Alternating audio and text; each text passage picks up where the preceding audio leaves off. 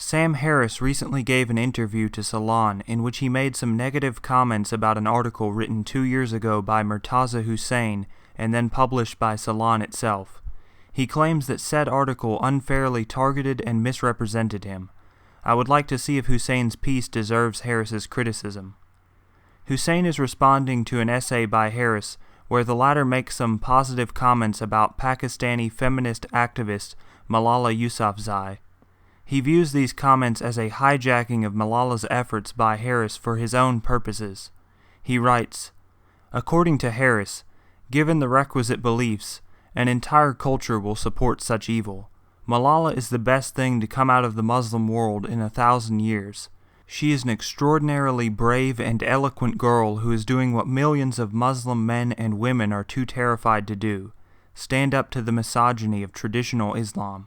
It's worth pausing here to listen to whether Malala thinks she's standing up to her own evil culture and the misogyny of traditional Islam. The Taliban think we are not Muslims, but we are. We believe in God more than they do, and we trust Him to protect us. I'm still following my own culture, Pashtun culture. Islam says that it is not only each child's right to get education, rather it is their duty and responsibility. Whatever one thinks of this, given that these are Malala's beliefs, anyone with a modicum of decency or respect for her would not go ahead and use her suffering as a tool to attack the very things she's fighting to defend. Yet Harris takes up this opportunity with great vigor. By traditional Islam, Harris likely means the interpretation of Islam that in the course of generations has most taken root in the Muslim world. Given this, all I can conclude from the quotes Hussain has shown is that Malala and Harris are not talking about the same thing. Malala's view of Islam teaches the right and duty of each child to be educated, so when she fights for females' rights to receive education, she's upholding the Islamic tenets she believes in. Harris is instead referring to the Islamic view that supports the misogynistic institutions spread in the Muslim world, hence what Malala is standing up to in her quest. Therefore, what Harris means by traditional Islam does not coincide with the things Malala is fighting to defend, and he's not attacking them using her own efforts. Also, even with Hussein's selective quotation, Harris never says that Malala is standing up to her own evil culture.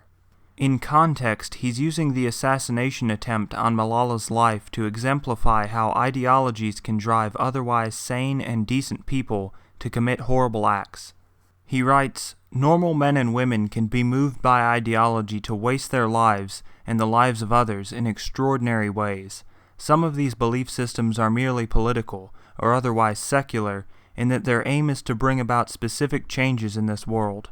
But the worst of these doctrines are religious, whether or not they are attached to a mainstream religion, in that they are informed by ideas about otherworldly rewards and punishments, prophecies, magic, and so forth, which are especially conducive to fanaticism and self-sacrifice.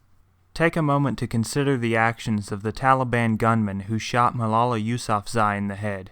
How is it that this man came to board a school bus with the intention of murdering a 15-year-old girl? Absent ideology, this could have only been the work of a psychotic or a psychopath. Given the requisite beliefs, however, an entire culture will support such evil."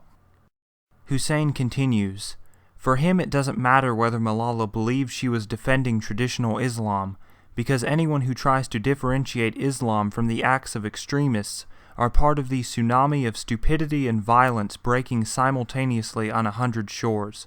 The determination that moderate Islam not be blamed for the acts of extremists." Hussein's selective quotation makes it seem like Harris is implying that moderate Islam is to be blamed for extremist acts. Instead, Harris is saying that some of those who claim moderate Islam is not blameworthy for extremist acts conflate that notion with the one that religious beliefs are never the cause of them. He writes, "A tsunami of stupidity and violence is breaking simultaneously on 100 shores, and people like Karen Armstrong, Reza Aslan, Juan Cole, John Esposito, and Glenn Greenwald insist that it's a beautiful day at the beach. Their determination that moderate Islam not be blamed for the acts of extremists causes them to deny that genuine and theologically justifiable religious beliefs can inspire psychologically normal people to commit horrific acts of violence." Hussain continues, besides their own unique brands of extremist myopia, one formed in Ivy League universities, another in the illiterate villages of a war-torn country, what Harris and the Taliban also have in common are that neither considers Malala to be a genuine Muslim. Without even the pretense of substantiating his argument, Harris claims that criminals such as Al-Qaeda and Al-Shabaab, universally denounced among religious authorities in the Muslim world, have as good a claim as any to being impeccable Muslims. Harris thinks that Al-Qaeda and Al-Shabaab have as good a claim as any to be impeccable Muslims because for him their interpretations of the Quran are theologically sound. If what Hussain has shown here is all the basis he has for his accusation, then he's just assuming that Harris does not believe Malala also has a theologically justifiable view of Islam. Hussain continues, aside from his flailing attempt to add Malala to the list of brown women in distress rescued by his virtuous blogging, Harris repeats a litany of facile arguments about terrorist violence that appears to evince near absolute ignorance about the subject. According to Harris, although the terrorists who attacked the Boston Marathon and a soldier in Woolwich, England, both claimed to be acting due to military actions in Iraq and Afghanistan, and said that the only reason we did this is because Muslims are dying daily, he alone knows that this is a cheap ploy to distract from their single-minded religious ecstasy. Harris goes forward to claim that since neither of the attackers were Afghan or Iraqi themselves, this is thus proof that their actions were apolitical and rooted solely in religion. How Harris knows this secret truth, a belief that stands in complete contrast to the actual claims of the perpetrators, is never really explained. Again, Hussain misrepresents Harris. The latter never claims or implies that the terrorists mentioned the Iraq and Afghanistan wars as the reasons behind their actions to distract from their religious motivations. What he's instead saying is that these people's Islamic faith explains why those events angered them. He writes, and yet the only plausible way that Chechens coming of age in America could want to murder innocent people in protest over the wars in Iraq and Afghanistan would be for them to accept the Islamic doctrine of jihad. Islam is under attack and it must be defended. Infidels have invaded Muslim lands. These grievances are not political, they are religious.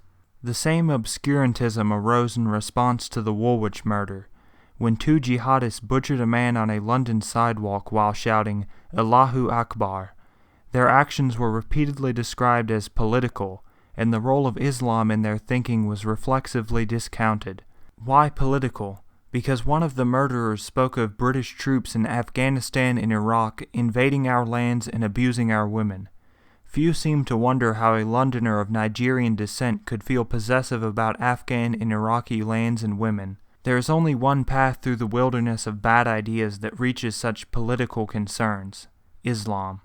Finally, Hussain writes, for a man who believes that the Iraq War was fought for a great humanitarian purpose, it is obviously impossible to fathom how such an action could result in any form of blowback other than a bouquet of flowers and profound thanks. Here Hussain is not engaging in any explicit distortion, but I have no doubt that readers who aren't familiar with Harris's work will understand from this that he supported the Iraq War. That is not the case. This is what Harris writes on his website. My position on the war in Iraq. I have never written or spoken in support of the war in Iraq. This has not stopped a journalist like Glenn Greenwald from castigating me as a warmonger, which is especially rich given that he supported the war. In fact, in 2005 he appeared less critical of U.S. foreign policy than I am. The truth is, I have never known what to think about this war, apart from the obvious. Prospectively, it seemed like a very dangerous distraction from the ongoing war in Afghanistan. Retrospectively, it was a disaster. The rest of Hussain's article seems to be insubstantial. That will be all. Thank you for watching.